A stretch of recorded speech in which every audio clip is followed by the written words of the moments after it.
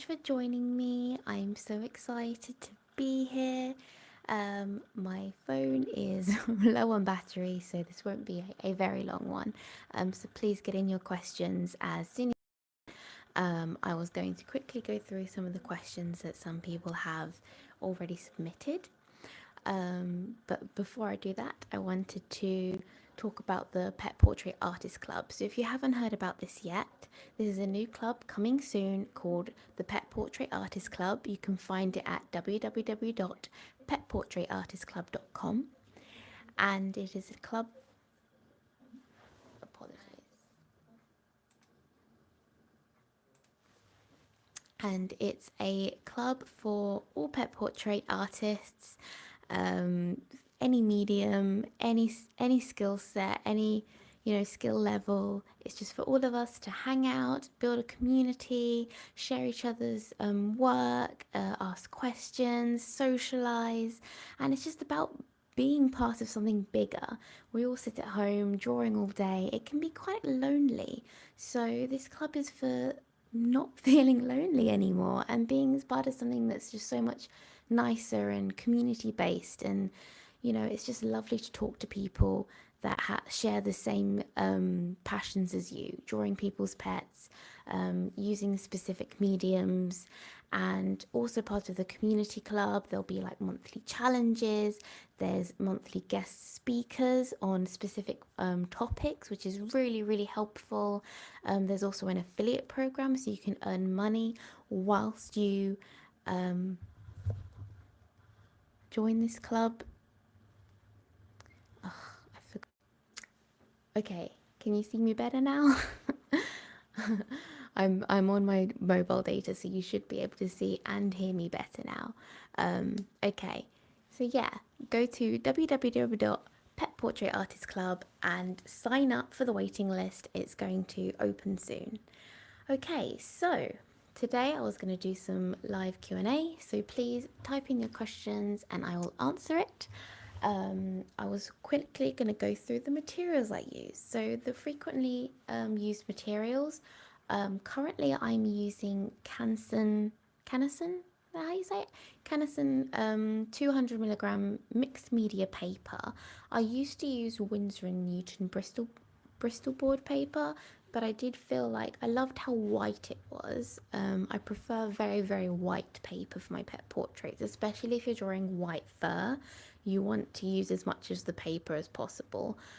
So I liked the whiteness of the Bristol board paper, but the Canison is also very white, but it's slightly thicker and rougher, which means that you can add a few more layers and it's a little bit more forgiving than the Bristol board. So if you've been using Bristol board super smooth paper, I will try using some Canison mixed media paper. I really like it, and I do think it's because it's more forgiving, it allows you to experiment a little bit more, add a few more textures and details. So my latest portrait, which is this one, I used the Canson mixed media paper for this, and I just love that I can do so many layers on it and really like get rid of the paper, make it as realistic as possible, really like explosive in color, and that's my favorite thing about this paper at the moment. So I would suggest trying it if you're finding the smooth paper too smooth. I also use pan pastels. If you haven't tried pan pastels yet, I would suggest getting a small mixed pack. You can get ones like the greys, so it's got black, a few greys and a white. That's a really good starter because I use black and white all the time, and greys, especially if you're doing white fur. So that's really, really useful to just get into it, practice. This is literally the first pack I bought. I've never had to re-buy them. One, because I don't constantly just use pastel. I use pastel as a base, a very thin base layer on my portraits. So I can fill in, like block in all the areas first, get rid of some of the white of the paper, and therefore when I go in with my colour pencil, I can use less layers of colour pencil, and it helps me to focus and understand the structure of the drawing as I do it, and I don't lose like colours and tone and that kind of thing. So that's what I use the pastel for. I would suggest trying it out if you're interested. The tools I use to apply, this is called a soft tool with two Fs. You can get other ends for it, and just add it on. Removable ends, you can get different shapes. So I like the pointy one because it allows you to do lots of hair ones, and it's very interesting. I would suggest getting one of the multi-packs with the different ends and trying out which ones you like. I also have these little makeup applicator tools. This is very, very useful for doing smaller areas, like if you're trying to do circular motion areas. Use the little applicator tool, and you can just get so many of them. It's just so cheap. So this is probably, it's a lot cheaper than this, but unfortunately you can't get different covers for this. So once you know it's dirty, you can't really use it anymore. But yeah, they're very, very useful. I wanted to quickly go through my sharpeners. So to get my very, very good point, for example, this one, can you see that? That's a good point. I use the Derwent mechanical sharpener. I used to use my Jacquard electric sharpener a lot, but now that I only work at night while my baby is sleeping, I can't use my electric sharpener because it's so loud. So now I just use the Derwent mechanical sharpener when my pencils are quite long. So, so good. I always used to use this one anyway. It just can be a hassle of, like, you know, you have to use both your hands rather than just sticking it in the electric sharpener. But this is, I think this is better anyway. It gives a better point. When my pencils get smaller, I've recently purchased this brass and R sharpener. I really like the weight of it, and it's very helpful to hold this circular type. I have the normal type, but I do prefer this one just because the shape of it is so much easier to hold, easier to sharpen, and it's very weighted, so you can sort of move it as you're moving your pencil, and it just feels nicer to sharpen, and I think it does a really, really good job. So those are the sharpeners I use for my coloured pencils. And the coloured pencils I use are Faber-Castell polychromos. Sorry, I always say castle, I don't know. Faber-Castell polychromos. These are hard pencils, so I like to use them for detail over the top of any sort of blurred or blended background or like blocking in that I've done. So these are like detailed fur pencils. I also use Caran d'Ache Luminance. Love these pencils. These are softer wax-based pencils, and they're really, really good for blending. So if you wanted to do blurry backgrounds or like blocking in of use these. I just love them so much. I've heard they're quite similar to Prismacolor, but Prismacolor are like a cheaper version. I do prefer this version just because it just feels better, it feels nicer. Also, if you warm it up, I did notice when I was cold and I had my little hand heater and the pencils are getting warm too, they're so much easier to use and to blend, and you don't have to like press really hard because it's all just like getting warm and like coming off. So that's also a really good tip that I accidentally had one day. So if you're struggling to, you know, get a vibrant color or push your pencils down without hurting your wrists, warm up your pencils. Very, very, very good. I also do use the Caran d'Ache Pablos. These are also another hard pencil, so these can be used instead of the Faber-Castell pencils, and they do have a nicer range of colours, I think. I think they've got some really nice ones that Faber-Castell don't seem to have, but I do still like the Faber-Castell ones, so I've been using them longer than the Pablos, but there's worth trying out. Like it completely depends on your style, how you like to layer, everything. So you try it, see what you like. Let me know. I would love to know if you like these pencils or not, what your thoughts are on any of the materials that I've used. Have you used them? What did you like? What did you dislike? It'll be interesting to open a discussion about this. So yeah, those are the main materials that I use.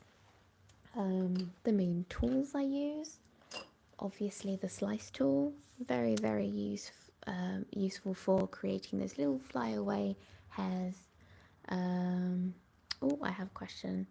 I was recently asked on Instagram if I was to open commissions. The account ended up being a scam. Oh, you have to be careful on Instagram. I get scammed so much on Instagram. So let me, before I finish, yeah. Okay. So, let me just quickly tell you about scams. You'll probably get people, they'll, first of all, they'll be quite blunt and straightforward and not really like friendly and wanting to chat. So that's sort of like one red flag, because obviously if someone wants to commission their pet or a thing for someone else, like a gift, they'd want to talk about it. So if they're not trying to talk about it, like I asked one woman, I knew she was a scam because I said, oh, that's nice, what's the dog's name? And she just never answered me. Whereas normally people just go on and on about their pets, like they want to tell me stuff and I want to know. So it was really weird that she just wouldn't tell me this dog's name. She sent me a random picture that didn't really, it looked more like a stock photo. So that was another red flag. So yeah, there's a few things to experience, and then also if they want to pay in a weird way. So if you get to, like, you keep talking to them because you feel like your spidey senses are tingling, but you still just want to make sure that they're not just like someone who doesn't really like talking, because that can also be the case as well. A lot of people aren't talkative, but then if they say, oh, can I pay by e-check or check or like a weird app that you've never heard of, always it's a scam. Always. I always say no, I pay by PayPal. And then this woman was like asking for my PayPal details, like what's your name, your full name, and whatever. And I was like, no, I'm not giving you my full name. That's obviously a scam. So if anybody ever asks you for your PayPal details, it's a scam. They're going to try and scam you somehow. So don't give them your details. Always send them an invoice through PayPal or through QuickBooks or something safe like that. So, there's procedure, there's evidence, and they're not getting any of your details. You're not getting any, details of theirs, and it's all safe and it's through the system. That's why I don't mind paying fees to PayPal and QuickBooks and things like that, because they're keeping everything safe. They're keeping me safe, they're keeping my customers safe. So if anybody wants to pay in a really weird way that you haven't heard of, that you're not unsure of, especially if it's a check, always know, always a scam. Just block them straight away. I wouldn't even bother saying, no, you're a scam, I'm not going to talk to you anymore. Just don't bother. Just block them, delete them, end of conversation. So just be really, really careful not to waste your time with people like that, and not to give out any information with people like that. So if you feel like it's suspicious, it probably is. It normally is. I feel like 90% of the time it's because it is suspicious. So your question was, do you recommend that people should avoid negotiating commissions on social media platforms? No, just because I get most of my commission sales from Facebook Messenger. I think you just have to be safe about it.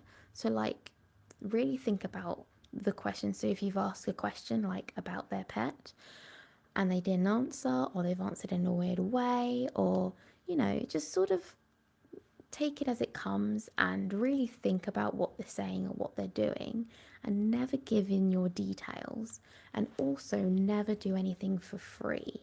So if someone's like, can you draw my dog and then I'll pay you when it's done, don't be like, well, yeah. Always take a deposit, at least. I normally take the money up front, the full amount up front, before I do any sort of work, or I take a deposit or monthly installments if they can't pay, obviously, the full upfront, but I still get all the money up front before I draw. So they pay 50% to hold their space on my waiting list. Then before I'm about to start the portrait, they pay the next 50. So, I've got all the money up front, I draw, they approve it, then I send it. That's how it works. Monthly installment wise, because not everybody can afford things up front, I split it into sometimes 6 because I have like a 6-month waiting list. So I split their commission up into 6, and then they pay all 6 installments. And only when they finished paying the 6 installments, then I draw. So always have money up front. That's number one rule, I would say, of having commissions, because as soon as someone pays you money, you know they're committed, you know they're going to be serious about it, and you know they're very likely to pay you the rest once you finished it or just before you start it. So please don't do anything for free, because even if they say, oh, I'll pay you after, you can't trust anyone.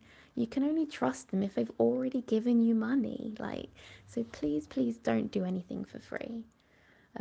Yes, that's what the scammer asked me. He wanted an ink drawing first, and then said he wanted to pay for a colour commission. Yeah, so they say like really weird things, and you will feel it once you start talking to them. So make sure they pay in a safe way, like through PayPal, QuickBooks, Venmo, or something like that, something that you trust. If you trust it, then fine. And always make sure you take money up front. Those are the 2 ways to avoid scammers. If they don't want to do either of those things, then you don't want to work with that person. You don't want to try to work with them, and they're probably a scammer. So that's my advice on that. Okay, is there any other questions about commissions and scams and business and anything like that? While you're thinking, I'll go through my tools a bit more. So this is a dusting brush, very useful for keeping your paper white and clean. So I have had this question a lot. Some people were like, how do you stop getting your paper really dirty? They smudge it with their hand and that kind of stuff. I personally work, because I'm right-handed, so I work left to right, so I can't smudge. But then sometimes if I've done a background first and then the pet, then obviously, I could smudge. So I do try and have my wrist leaning on dust on the paper. I just gently brush it away, like every few, I don't know, seconds or whatever. It's actually quite a lot I use this brush. But it's very, very useful for keeping everything clean. Even my desk, everything. I sweep everything, just because you don't want to get your fingers dirty and then put dirty fingerprints on your commission. That would be so bad. Yeah, so use the dusting brush and always clean your area, just constantly. Oh, I've just done some black, better sweep everything up before you start another color. So I would suggest getting this. It's called Faber-Castell 1600 dusting brush. I think it's on Amazon. I will put it in the description after I've done this video. Oh no, I've got it in this. So in the description of this video, I've got a list of materials that I'm talking about, I think. Do I? No, I don't in this one. I have in my last ones, in my other lives, but I'll put it in this one as well. But that's a link to get it on Amazon, or you can get it on Jackson's Art or any art supply shop, really. They're way more frequent now than they used to be. I bought this like 7 years ago, and no one could ever find them then, but now you can find them everywhere, which is great. Now, I love this eraser. Not only is it an electric eraser, but it's chargeable, rechargeable, so you don't have to buy batteries all the time. This is Derwent again. I would definitely advise getting this if you use electric erasers a lot for like white hairs, whiskers, general erasing. Yes, I love that it's rechargeable, so quick to recharge as well. It lasts a really long time, and it also comes with like the really small nibs and then the thicker ones. So I've got another one for my thick one, but it also has that size as well. So you can see that's the standard size. It's actually quite big compared to that. But yeah, so these are the smaller sizes, and it's just so good for like doing those little stray hairs and whiskers and highlights in the eye and things like that. So I would get this by Derwent. rechargeable, brilliant. You won't regret getting that. What else do I have? Is my little pot of tools that I keep by my pencils, and then I can easily reach them when I need to. When setting up a storefront, do you have recommendations on how to do that? Would like to be able to process international sales. So I guess the easiest cost-effective option would be to use Etsy and just drive people to Etsy, because then you don't have to pay for a website. You just pay 20p for every listing, and then you pay a small fee when you sell, and that's it. So if you're short on money and you want to have a shop, I would put a shop on Etsy, because there's already people on there searching for art, buying art, anything like that. So that's the cost effective way to do it. If you want to have your own shop, like a Shopify website, I personally have mine on Squarespace. So my website's on Squarespace. So I would, have your website if you've got Wix or Squarespace. I've heard Wix is really good now. So if you've got Wix or Squarespace or Shopify or anything like that,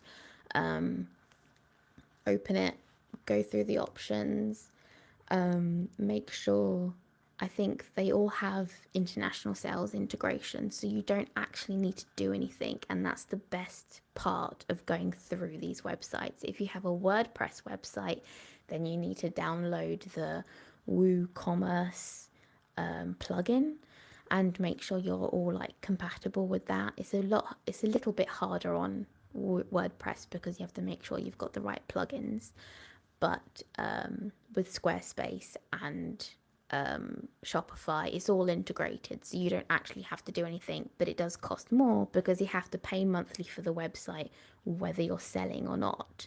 So if you haven't sold anything yet but you want to, I would start with an Etsy shop just to get the proof of concept going, just to see if anybody's interested in what you're selling, to see if you're selling the right things. And then, if anything's particularly popular, if you're doing really well with prints, if you're doing really well with cards, and I mean really well in terms of like it's consistent. So you're consistently selling like, I don't know, 20 prints a month or something, then it's worth having a shop, because if you can make at least £30, for me in the UK it's £30. I don't know exactly where you are in the world, but so you need to at least make your money back. So for me, to run my website, it's £30 a month. So I would want to be making at least £30 in sales a month in order to justify paying for a website. So that's why it's better to use Etsy as like a trial to see what things sell quite well. Canada, okay, so Canadian dollars, that would be 60 Canadian dollars, I'm not sure. 50, 60 Canadian dollars a month to run a website, run a Squarespace website. Shopify is more, so I would go on Shopify if you are more successful in that. Sorry, I do need to plug my phone in now, which means I can't use my microphone anymore. Okay, can you still hear me? Oh, I love using my microphone, but I can't use it if it's plugged in to the charger port. Okay, so yes, so I will trial on Etsy.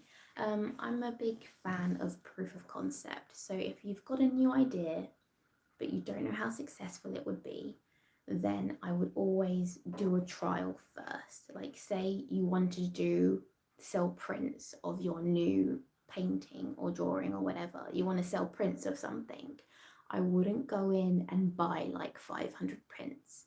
I would get the proof of concept going first. So maybe buy 3 or 4, do some pictures, you can do the size pictures, showing people the different sizes, showing people the texture, signing them, just like to get the launch of the prints going, just to show them to people. Put them on Etsy, and if they sell, then great, buy more. There's also websites like Printful that you can do print on demand now. So the only problem with that is that you don't get to sign the prints. So people would buy the prints from the website and then it will be sent straight to them, and you don't see them at all, which is great if, I don't know, you're selling millions of prints and you don't actually have time to sign them all. But as a small artist, it's nice to sign your work, and it's nice to get a hand signed print of people's artwork. So I would just get a few at a time. If you feel like you're always selling out quickly, then buy more at a time. Invest money back into that. Start building a pot. 10% of every sale you put away, and then you can start building a pot that you can then reinvest and buy more prints. But I would only buy a few first, just to see if anybody will like them. And in terms of, waiting on that, it's not like, don't think, oh, no one's bought them and it's only been a week. I'd give it a year. Like, a year is a long time, I know, but a lot can happen in a year. There's so many different times of the year that people are looking to buy art. So if you've put your art on, say, in April, people are all going away on holiday in April, and the summer holidays and things like that. So they're not looking to buy art very often. They're more looking to spend their money on holidays, but they are looking to buy art from about September to January.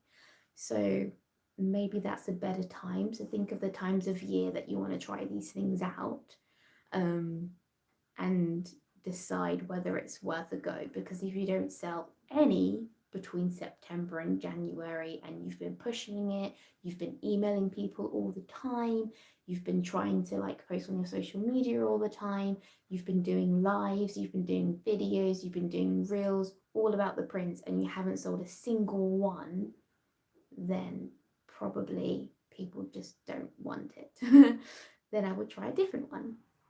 So try it that way. But really, really try and sell it. Don't just put it online and be like, okay, let's wait, because that's not how, that won't work long term. You need to push it. You need to just put it in front of people's faces all the time. If you really want to make a go of selling prints, selling cards, selling your artwork, you've got to keep talking about your artwork. You've got to keep putting it in front of people's faces and making sure that they know where to buy it. So don't forget that fact. Always say, get it on my website or get it on Etsy, and this is the link. Never forget that part when you're talking about it on video or on your posts or things like that. So keep pushing it. If there aren't any more questions, this live is going to end soon. Thank you.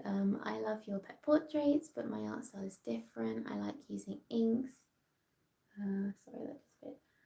Do you think people would still commission pet portraits that might not be super realistic? Yes, of course. There's a market for every style. I've seen some pet portraits where they do really brightly coloured watercolour pet portraits. So, that's more abstract-y and exciting, rather than realistic. There's another one. What does she do? I've seen some really cool ones, really interesting ones, even just outlines, or that guy who does bad pet portraits, but he's trying to show that he's doing them in a bad way. I can't remember his name, but that's the style. The style is that it's drawn badly, but that's his style of art. So I think any style is welcome in the pet portrait genre, and if people like it, then they will buy it. If people have already asked you for commissions, then that is a very good signal that they're interested. If they haven't, like tabby cats or schnauzers or things like that. So yeah, thank you so much for joining me, everyone. I really appreciate the questions. If you have any more questions, then please feel free to comment below and I will get to answering them as soon as I can. And yeah, I might do another live like this if you would like it. And thanks for joining me. Have a lovely evening